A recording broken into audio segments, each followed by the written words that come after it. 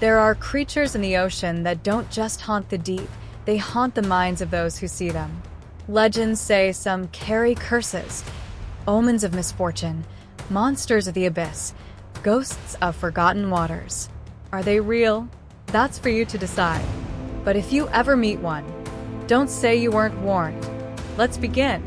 At number 5, the Blobfish, the face of doom. The Blobfish isn't just ugly, it's a warning.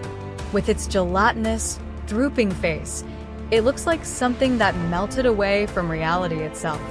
Sailors feared its sight meant disaster was near. They were right.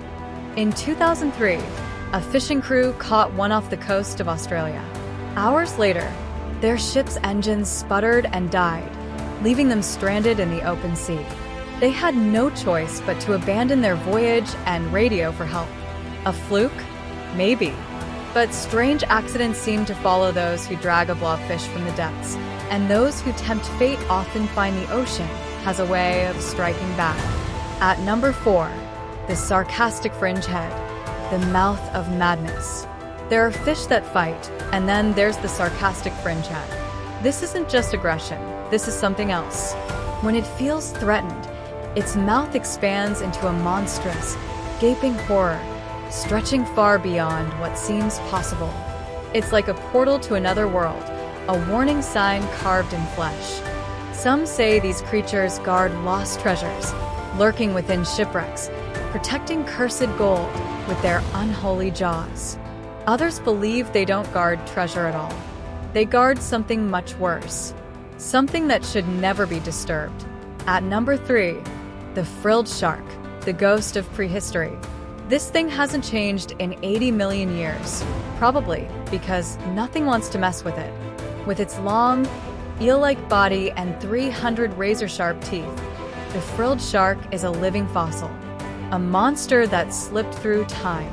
Ancient fishermen called it a sea serpent, a cursed beast doomed to roam the ocean forever. When it rises from the deep, it moves with a slow, eerie grace, its unblinking eyes staring through the dark like a phantom of the abyss.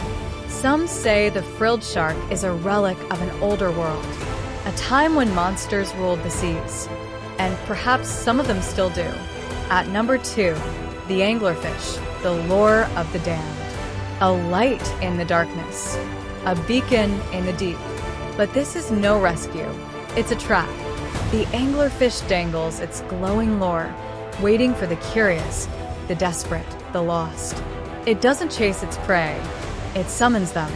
And when they come too close, the jaws snap shut. Sailors once believed the anglerfish's light was a ghostly lantern, guiding drowned souls deeper into the abyss. A cursed flame, flickering in the eternal dark. Some even whispered that the light was alive, a spectral signal calling out to those who no longer belonged in the world above. Maybe it's just a fish. Maybe. But if you ever see a single, glowing light in the middle of the ocean, don't follow it. At number 1, the oarfish, the harbinger of catastrophe.